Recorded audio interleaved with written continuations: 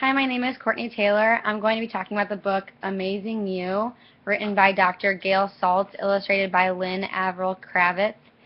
It is a first guide to body awareness for preschoolers. It's written for both boys and girls. Again, like I said, targeted towards preschool age and up. The book is meant to teach and answer questions to preschool-age children that are beginning to develop. The book covers basic genital structures of both males and females, including words such as vagina, labia, penis, and testicles. It also briefly shows how a human being develops and changes physically over time from birth to adulthood, and that these changes are completely normal. This book also teaches that a baby grows from an egg and a sperm joining together, and then it grows inside of a mother's stomach called the uterus. It explains a little bit about how the baby is fed inside there, and then a little bit about the birthing process.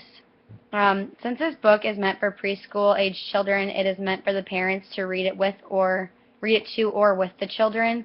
The book has helpful hints in the back that explains that it is normal for this age group to begin to ask a lot of questions, and that the parents should answer them honestly and using anatomical terms. The parents' hints also explains that it is normal for this age group to begin to masturbate, and that you are to encourage the children to do so in a private place.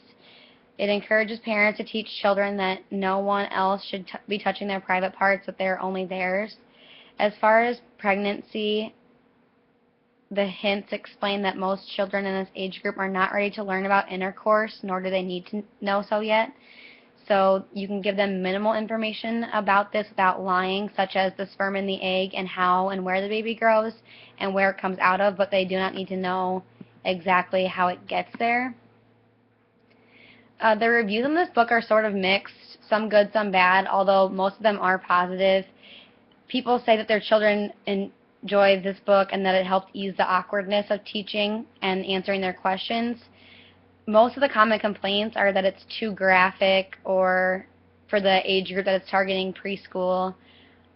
So some people say that they use it for the older groups, like 5, 6, 7, 8-year-olds. Other common complaints are that it's only showing circumcised penises, so mothers with children that are uncircumcised didn't feel that it was appropriate to show their sons because they would feel different. Other mothers said it describes childbirth too detailed, and they didn't like that part because the little girls are saying they never wanted to have children because of that. The occasional terrible reviews on here did show that our society is very scared of sexuality, and that it's a problem essentially because that is why our children don't get talked to about sexuality or lied to. I'll be the first to admit that some of the thoughts in these terrible reviews were some of my first thoughts when I was reading this, like, oh my god, I would never read this to my 4-year-old child. But after reading some more reviews, I did decide that it is probably a good idea. Some of the pages I wanted to show, the first one I thought is just funny. It was just talking about, it says, do you have a funny name for your private parts? And it's like calling it Pete. It's a pee-pee and then a weenie and a hot dog. I just thought it was funny because even if they weren't calling them funny names, now they are running around calling them funny names. The second one I wanted to show is more controversial because, like we just learned about, not every male is completely male and every female completely female. And it's just showing how males and females develop throughout life.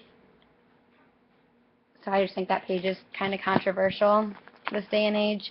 And the next page is really controversial because of same-sex marriage.